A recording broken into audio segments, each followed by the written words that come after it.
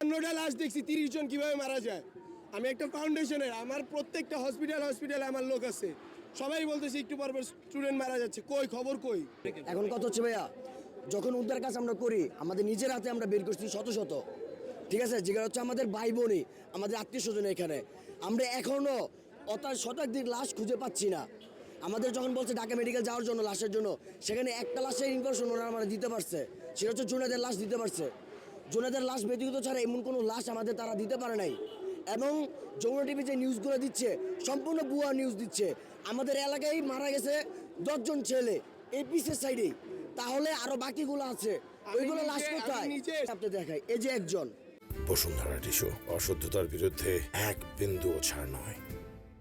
ঠিক আছে, এই যে একজন, এই যে একজন, এই যে একজন, ওরা স্পট ডেট আমাদের এলাকার এই যে 5 জন আপনাদের দেখাইলাম, এবং ওরে কালকে থেকে আমরা খুঁজে পাচ্ছি না এখন পর্যন্ত। তাহলে ইনস্ট্যান্ট যেটা আপনাদের 6 জন দেখাইতে পারছি, তাহলে বুঝে নেন কত শতাধিক ছেলে বাচ্চা মাসুম শিশু বাচ্চা মারা গেছে। তারা সম্পূর্ণ আমাদের ভুল ইনফরমেশন দিচ্ছে। এবং যারা মিডিয়া সময় আপনার যমুনা টিভি, তারা সম্পূর্ণ ভুয়া নিউজ দিয়ে পুরাই ছড়াচ্ছে। কেমনি 19 জন বাচ্চা মারা যায় চোখের সামনে, তো লাশ শত শত লাশ আমরা বের করছি। কথা বলি ভাইয়া, আপনারা কি আপনারা একটা কথা বলি আপনাদের, এই যে যেটা বললেন যে না না, যেটা বললেন যে 29 জনের কথা, আপনার আমার কথা শুনেন, আপনার কথা শুনেন। আপনার কি মনে হয় যে একটা কক্ষে, আমার কথা শুনেন শুনেন শুনেন আমার কথা শুনেন, একটা কক্ষে আপনার 7 জন 10 জন পোলাপান থাকে? আপনার এটা মনে হয়?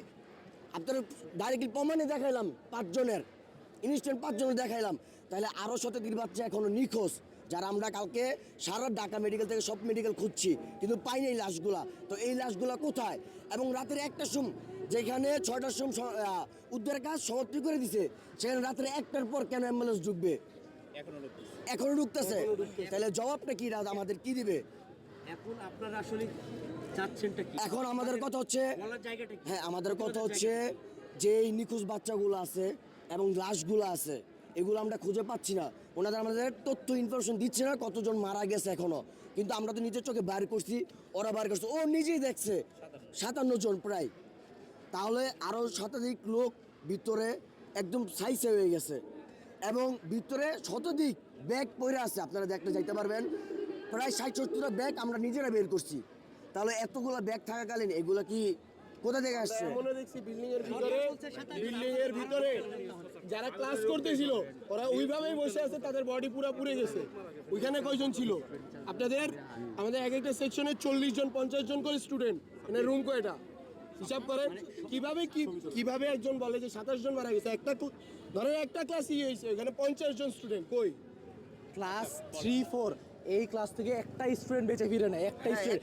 একটা ক্লাসে অ্যাটলিস্ট 30টা স্টুডেন্ট তো থাকবে, তো 2টা ক্লাস মিলে তো অ্যাটলিস্ট 50টা। তাহলে কিভাবে আপনারা 30 জনের হিসাব করেন?